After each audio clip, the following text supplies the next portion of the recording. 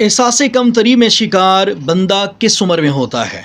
School का बच्चा 8वीं 9वीं 10वीं के अंदर बहुत ज़्यादा एहसास कमतरी का शिकार होना शुरू हो जाता है जब उसे उसके उस्ताज़ों की तरफ से, घर की तरफ से और ख़ासकर आपकी तरफ से, आप वालिद हैं तो आपकी तरफ से उसे मोहब्बत, प्यार, अपनायत नहीं मिलती, जिसकी वजह से वो एहसास कमतरी का शिकार होकर अपने मज़ामीन, अपने असबाक, अपने स्कूल, अपने रोज़ के काम की तरफ तवज्जो नहीं देता।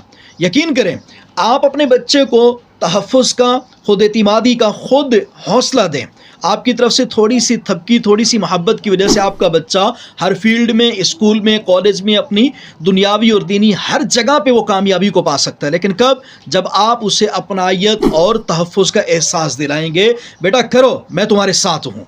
अंदाज़ होना चाहिए अपने बच्चों को, अपनी सरपरस्ती का वाज़ेह एहसास दिलाएं।